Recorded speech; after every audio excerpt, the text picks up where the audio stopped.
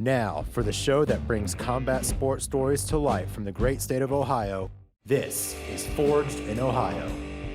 Hello, everyone, and welcome on in to episode 59 of Forged in Ohio. My name is Jake Murren, and I'm the host of the podcast.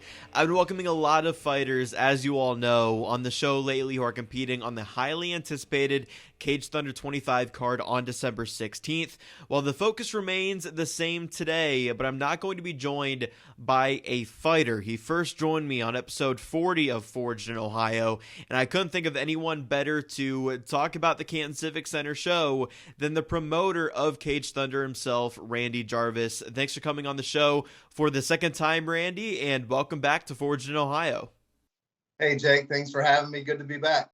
Yeah, of course. Thanks for coming back on. So last time you joined me, you had reached out to clear the air on certain things in the Ohio MMA space. I know I was the one to reach out this time, but do we have anything to clear the air about this time around? No, I don't think so. I think with the fights that we have for December 16th, I think the best guys are fighting each other in Ohio and surrounding states, and I couldn't be happier. I think if we all work together in this Ohio MMA community, I think it's going to be a better place for everybody. Yeah, good to hear, man. I know this Civic Center date has been known for a while now, and there's been so much anticipation leading up to the event. Is it wild that perhaps the biggest event in the promotion's history is now here just a week or so away? Yeah, it comes quick. I feel like it's been a whirlwind since you and I spoke, and I believe it was June, July of this summer. We've had, our August show, our September show, November, and now here we are at December, which is our Super Bowl, so to speak. And the lineup is set and everyone is healthy at this point, knock on wood. I know it's a big training week for everybody, but hopefully everyone can stay healthy through the week and make weight, come next Friday. Would you say this is the biggest event in the promotion's history so far? Yes, by a landslide, Jake. I would go on record and say that this is the biggest MMA show that's happened in the state of Ohio, arguably since UFC came for Stipe.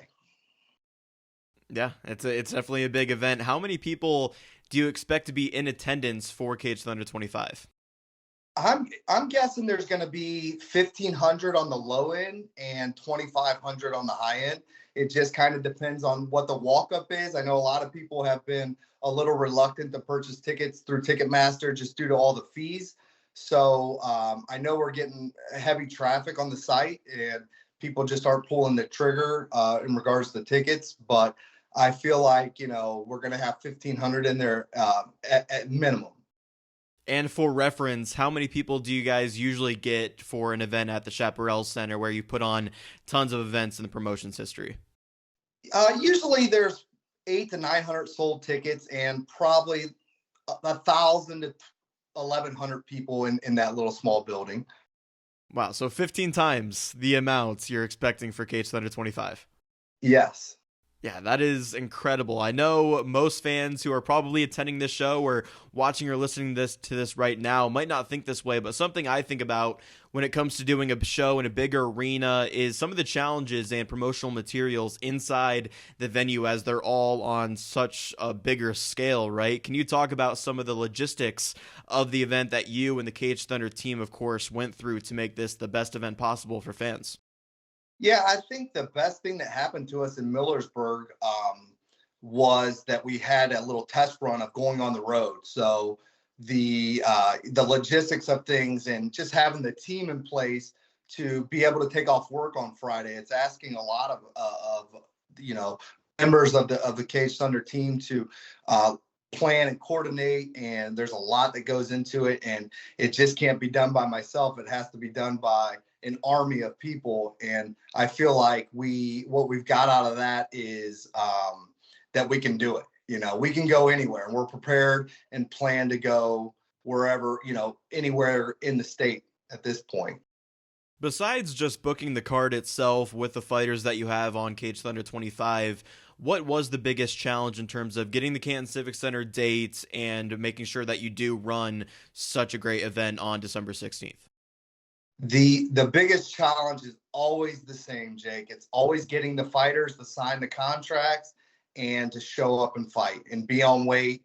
That is, it doesn't matter if it's a 500 seat venue or a 5,000 seat venue. It's always going to be the same, and it's always about the fighters just honoring their contracts and showing up and putting on a show.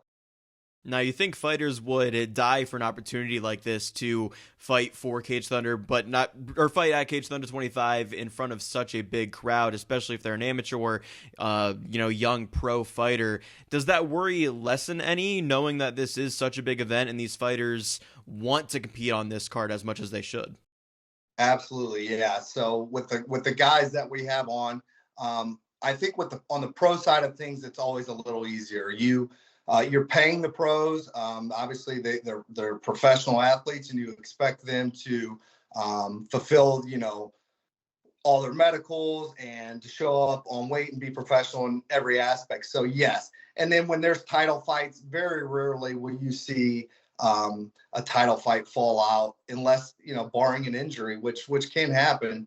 But yeah, we feel pretty good about everyone that we have on the card showing up and being there. I know fighters experience nerves ahead of a fight, but as a promoter who's about to put on such a big event, do you have any nerves ahead of December 16th, or is that all focused on, like you said, these fighters making weight, being injury-free, and being able to compete on December 16th? For me, I never try to make the stage any bigger. I try to treat the debut amateur MMA fighter the same as I would treat a Julian Lane or a Xavier Nash. I don't try to put too much pressure on it when it comes to being myself. I'm always going to be myself and just try to put on the best event I can do wherever it may be. I don't add any pressure. Of course, there's financial pressure when it comes to putting on big events. But I always try to stay within myself and rely heavily on my team. It's you got to use decentralized command when it comes to this, because there's a lot of moving parts, and I just can't do it myself. I'm not sure if you're a reflective type of person, but do you imagine a moment either before, potentially during, or after Cage Thunder 25 where emotions may come out as you've seen how far this family-run promotion has come? Yeah, that's a great question. Yes, for sure, without a doubt. There will be a lot of family members in attendance and a lot of family members that work for me. And, my son, he's 8 years old. He's never been to an event. He knows what I do. He knows all these things, and he always comes to the venues before the show. But I think he is going to be present for this one and sit at the cage with me and kind of take it all in. So I'm super excited for that, just to have him be a part of what, I was a part of as a kid, and kind of him to take the next step and be a part of, the Cage Thunder family, so to speak. Yeah, that's incredible. And what a first event to sit cage side for your son, Cage Thunder 25 at the Canton Civic Center show, right? Yes. No, don't get any bigger than this. Absolutely. Once again, this is Randy Jarvis with us on Forged in Ohio. All right, let's get into the card itself now. Julian Let Me Bang Lane is fighting in the main event. That was the plan initially when he won his fight at Cage Thunder 23, right? Book him in the main event at the Canton Civic Center. Yeah, we were a little worried with Julian taking the bare knuckle fight for multiple reasons. He, being injured and cut, which happens a ton in bare knuckle, was a big concern. And also with him getting the wind, we didn't know if he was just going to move on to bigger and better things, which we would have understood totally.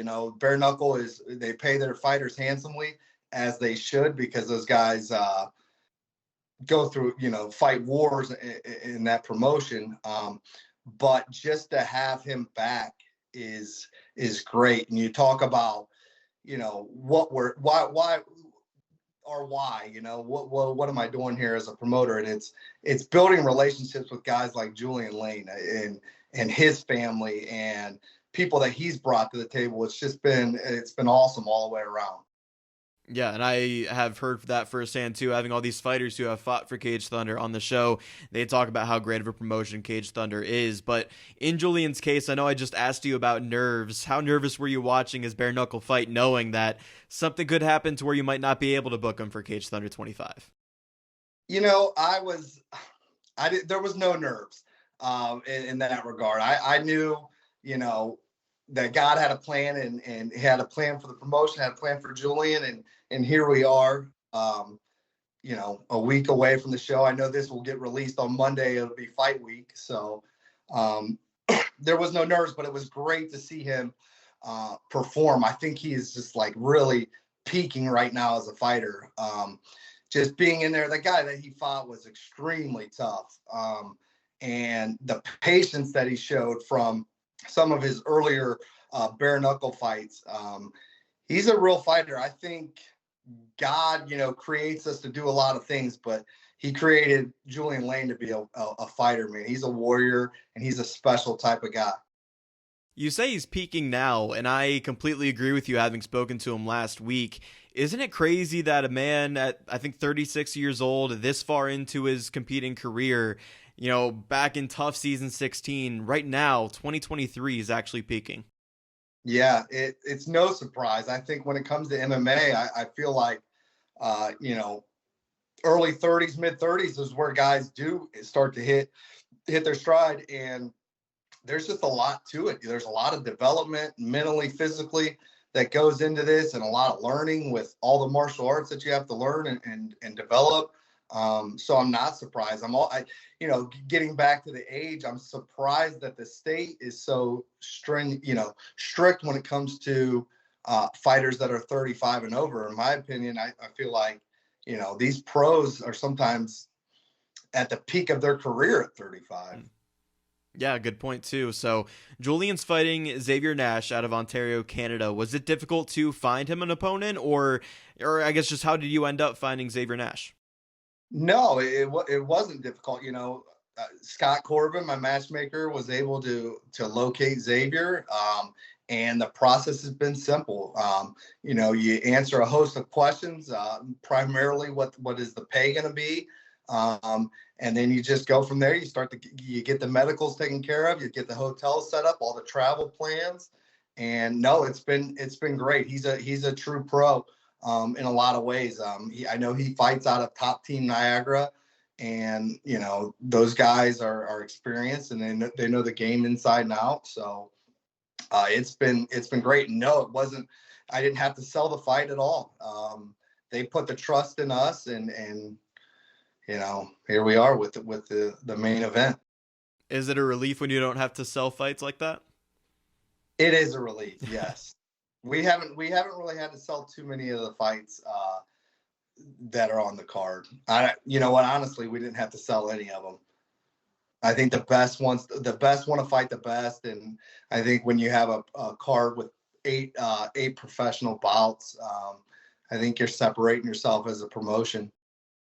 Yeah, absolutely. And with Xavier Nash coming out of Canada, I feel like that's a common theme, at least in the pro fights for Cage Thunder 25. You certainly have a lot of fighters out of Ohio on the card, but there are certainly guys competing from many different states. Is that a credit to the promotion? And of course, you mentioned him, your matchmaker, Scott Corbin, for putting all this together.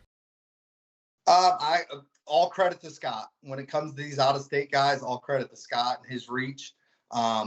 We probably put pen to paper shortly after you and I did this podcast in the summer, when it came to forecasting who we wanted on the show, the marquee names, and it wasn't very difficult to get these guys and to get the matchups that we wanted.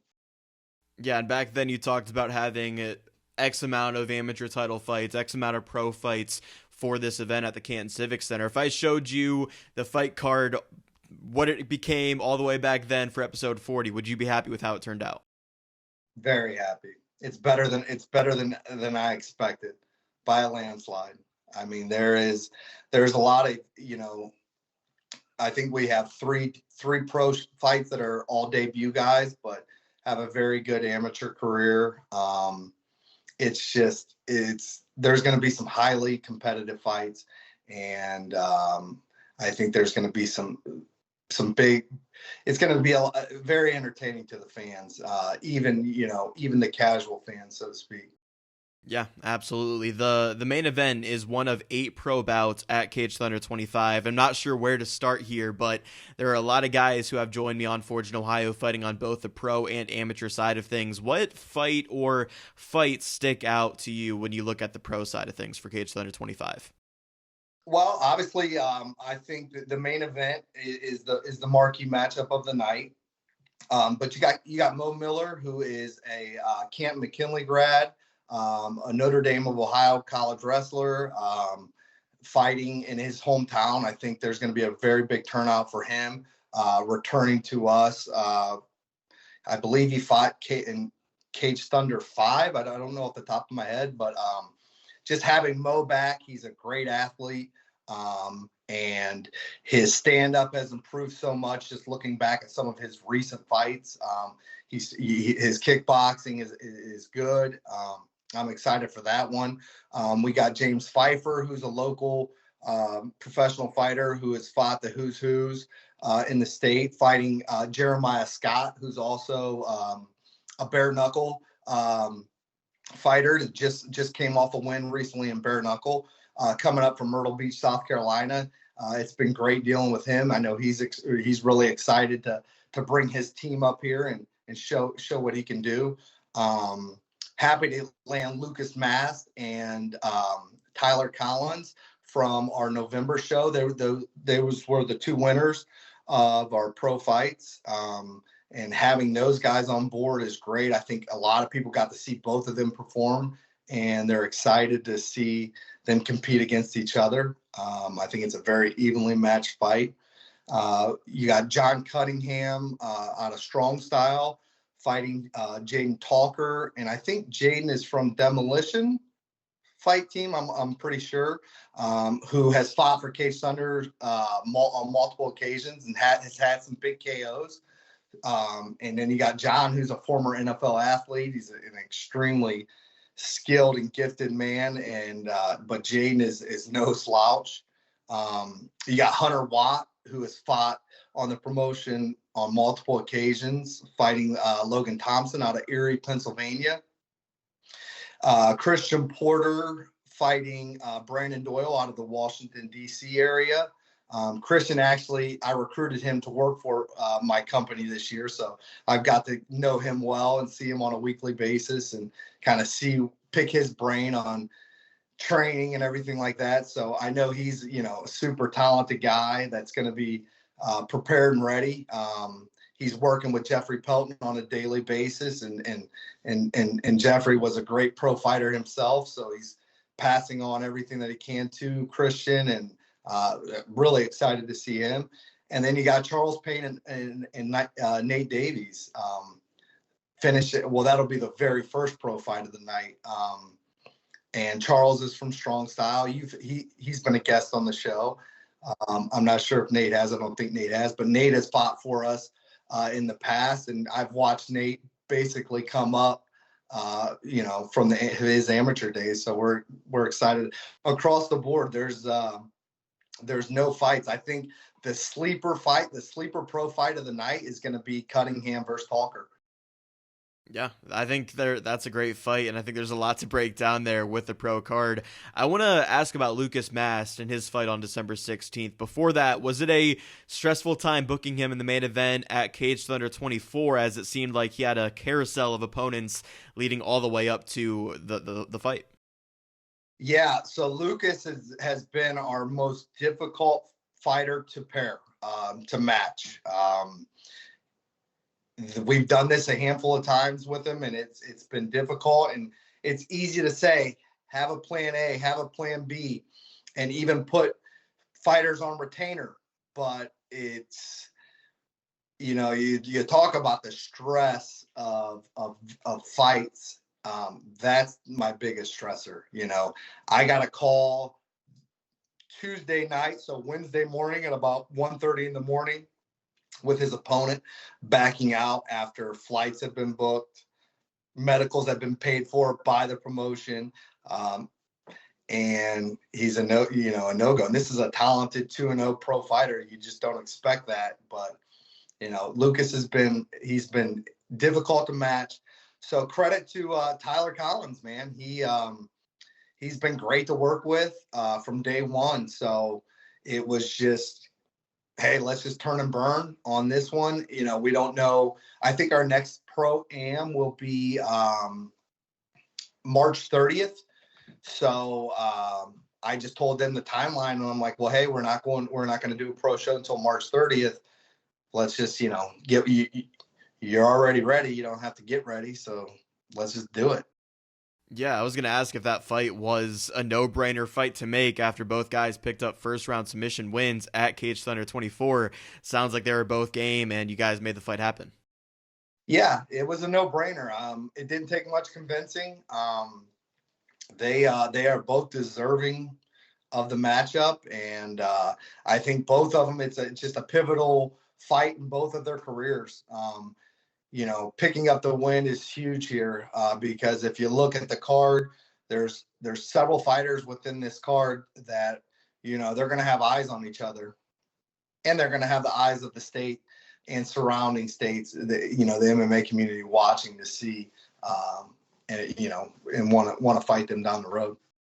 There are two pro fights where both fighters are making their pro debut. You mentioned them. It's Nate Davies versus Charles Payne and Hunter Watt taking on Logan Thompson. I feel like you can't truly know what to expect out of pro debut fights. Sure, you have their amateur experience, but as we all know, the pro scene is a whole new ball game. Does that add some new and extra excitement to the fight card? Yeah, I think so. I mean, the lights are going to be bright at the Civic Center December 16th, and you just never know how someone's going to perform on that stage. Some people rise to the occasion, and some people, they don't. So we're going to find out. We're going to find out who the real fighters are, and yeah, it'll be interesting to see. I don't think the moment will be too big for any of them. I know this might be a silly question, but as the promoter, does the team or anything like that, do you do anything to help these fighters calm down and not fall subject to the stage of the Canton Civic Center? I know it might be more so the fighter themselves and their fight team, but does the promotion do anything to help that? No, I don't think so. I think that we, as a promotion, we try to control everything that we can control, whether it be at Chaparral's or American Legion or wherever it may be. The stage we're going to treat the fighters exactly the same way. The lights and the smoke might be bigger, and things might be louder in there, but the cage is exactly the same. It's 22 by 22, and fighters are going to fight. I don't think the team will. The fighters teams, they take care of them, and we try to stay out of the way. It's not our responsibility to be in their ear and try to calm them down. They've already prepared for this their whole lives. Yeah, definitely. And for the amateur side of things, there will be 4 amateur title fights. Of all of them, I'm circling one for potential fight of the night. You said you had a sleeper for fight of the night on the pro side of things. Do you care to take a guess at which one I'm about to name here for the amateur fights? Yeah, I think so. Your sleeper or fight of the night? My potential fight of the night for the amateur title fights. I am gonna say I have 2 in mind, but I'll say Devin Watkins versus Canyon Tackett.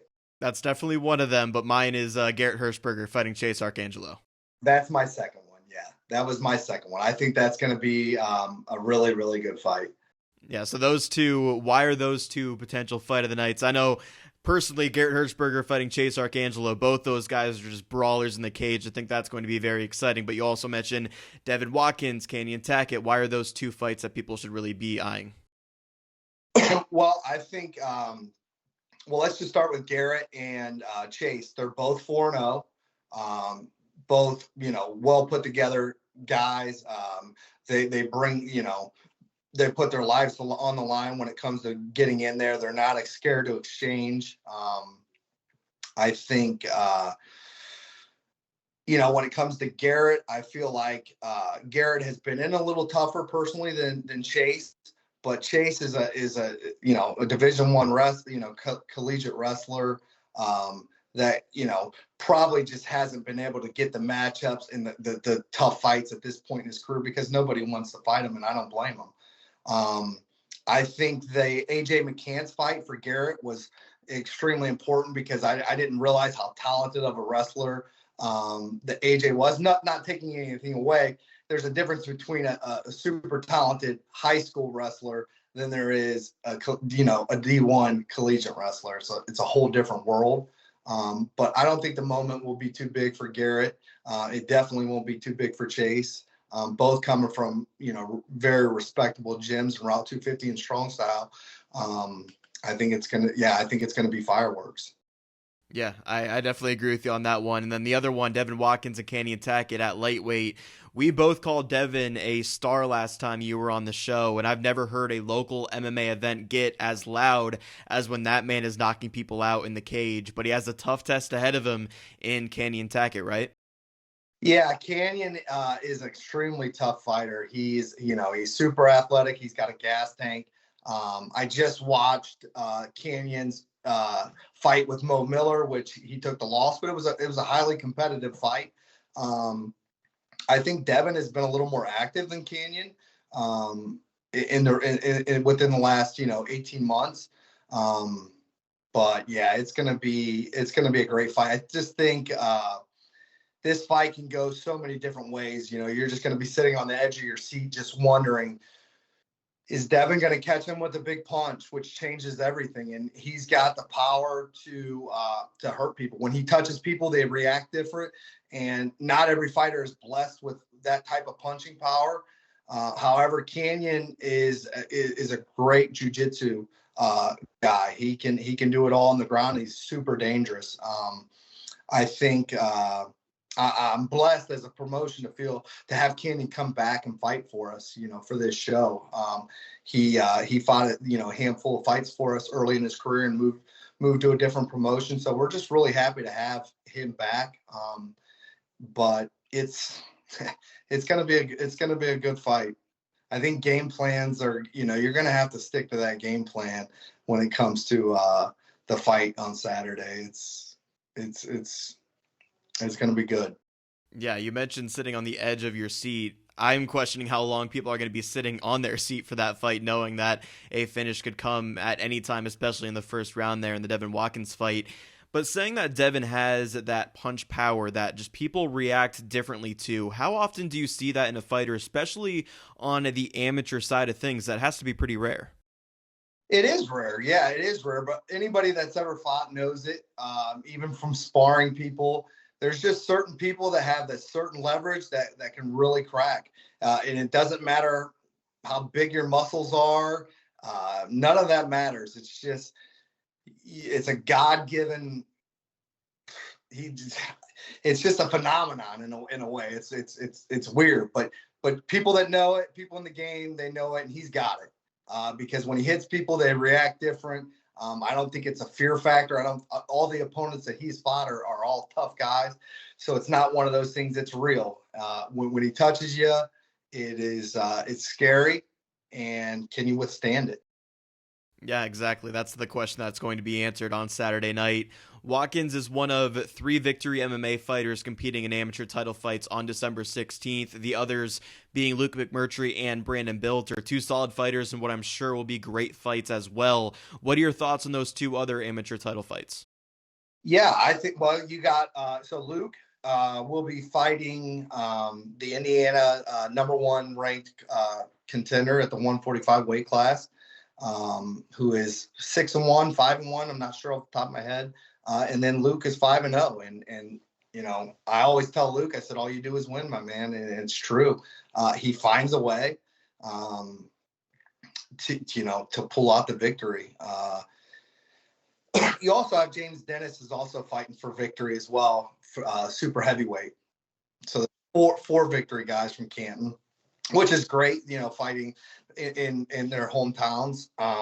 But yeah, with the Luke fight, I think it's always great when you have, I really never put too much stock in the rankings because I believe sometimes you see the rankings and I personally feel like certain guys are better than other guys. Sometimes I'm a little partial to guys that I've actually seen in person, but it's always exciting and fun when you have a number one versus a number one.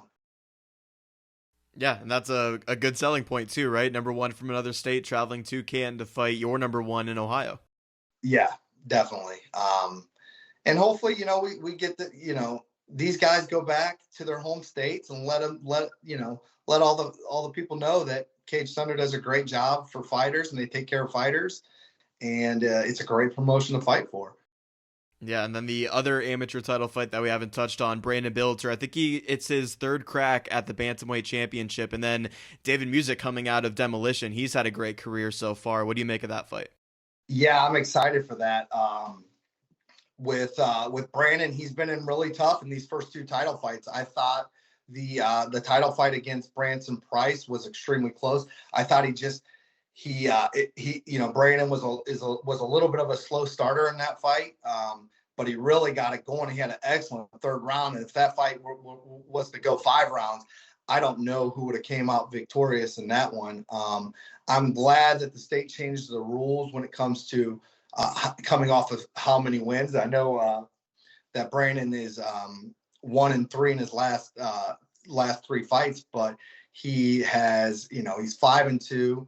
He's been in with some really tough guys, so why not give him another crack at it? He deserves it, and he looked great in his last performance. And with David, I personally have never seen David. I know he comes from a great fight team, great coaches, but I've never seen him, so I'm really excited. I've heard his name on several occasions, and I think we've possibly have tried to get him at some point. It just didn't work out, but we got him now, and he's got a great opponent in front of him, so it should be exciting.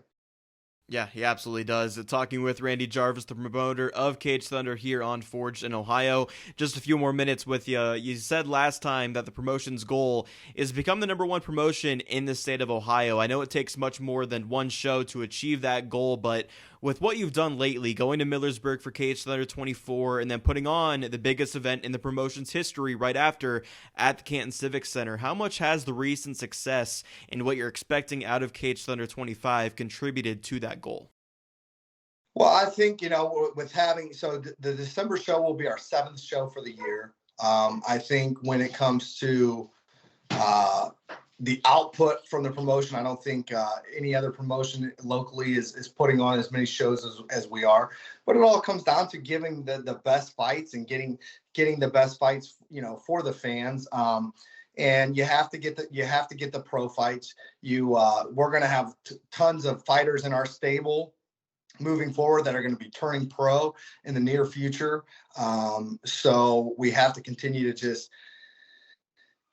eyes on the prize. I mean, I know all the focus is on December, but my mind is, already projecting for 2025, 2024 for, our February 17th show, our March 30th date, our May date. So we're just looking to build by continuing to go back to the places that we've been. So we plan to revisit Millersburg in 2024.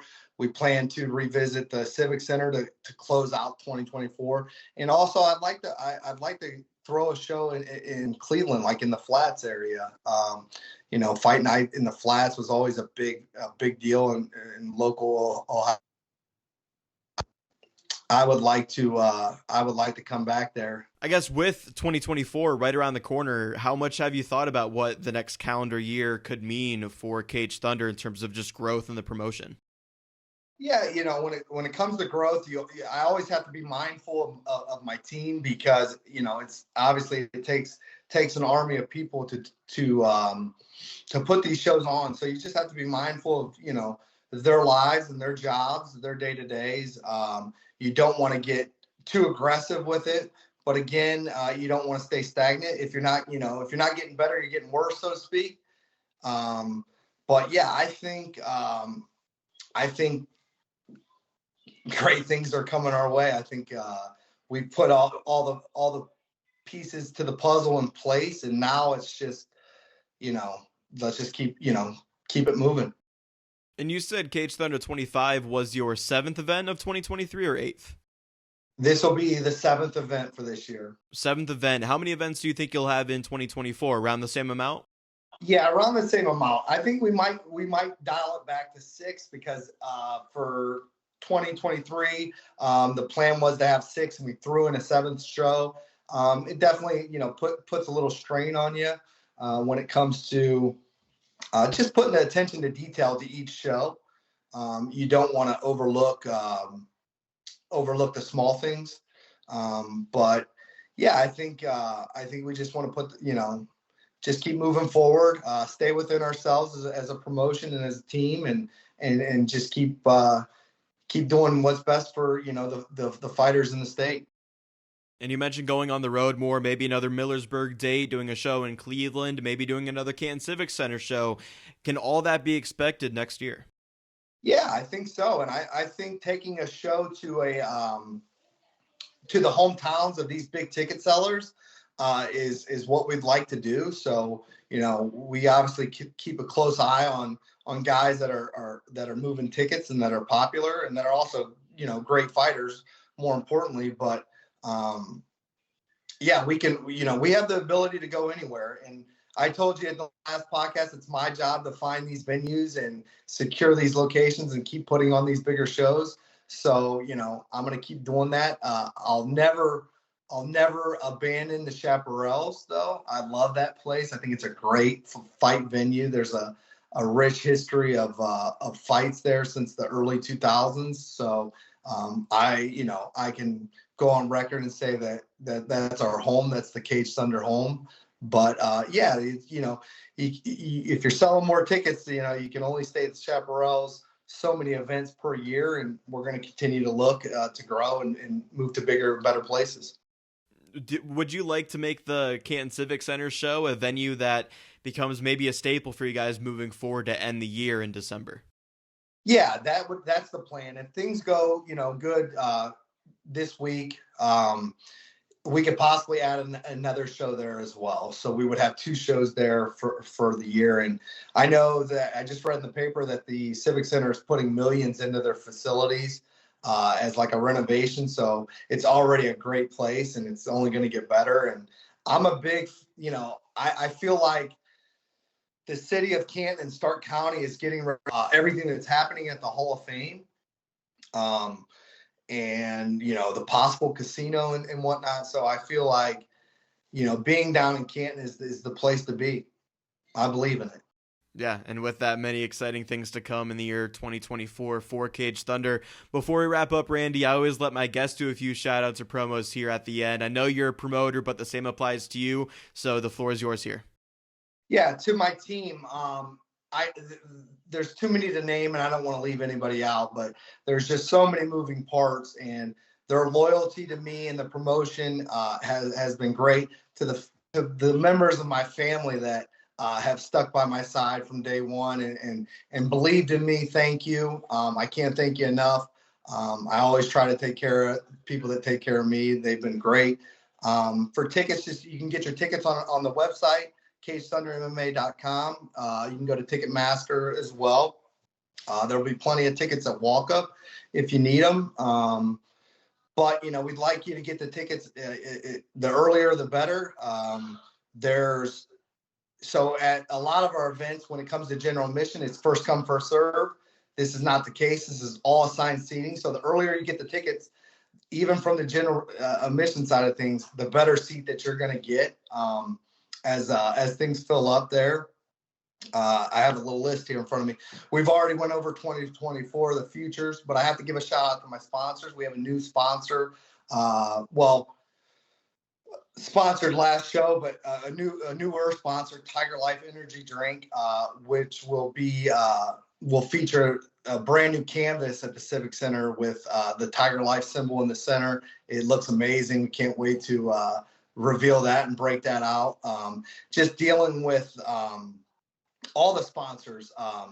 Kristen from National Beauty has been there from day one. Ed Crow from Ed's Body Shop has been there from day one. Dave Yaney from Commercial Cleaning has been with us for a couple of shows now, and now is with Tiger Life with Frankie out in New York. It's just been great having all these sponsors. We added a new sponsor, a campground, Caskey's Campground, to this show.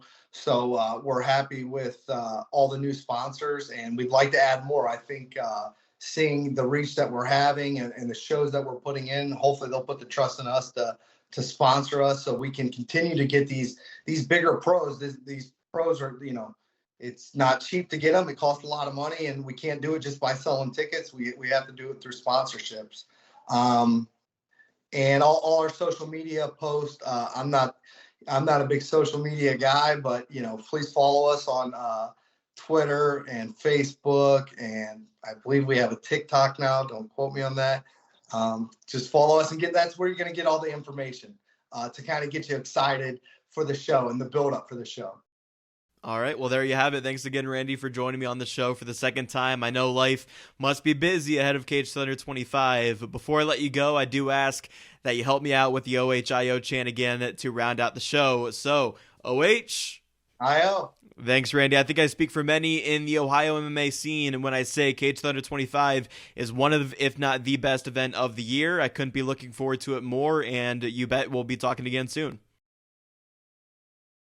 All right, Jake, have a good one. That was Randy Jarvis, the promoter of Cage Thunder. I know I've been heavy on the Cage Thunder content lately, but can you really blame me with how the card turned out for the 16th? It's a great card, and while I expect to have some winners from the event on the show, I will, of course, broaden my horizon back out to the entire state of Ohio. Until I do, in future episodes, don't forget to continue to support the show by following @ForgedInOhio on Instagram and Facebook if you don't already, and subscribe to the Forged in Ohio YouTube channel. Also, don't forget to download episodes on your favorite podcast platform, as that helps me out more than you know. Thanks again for watching or tuning in. I've been your host, Jake Murren, and this was Forged in Ohio.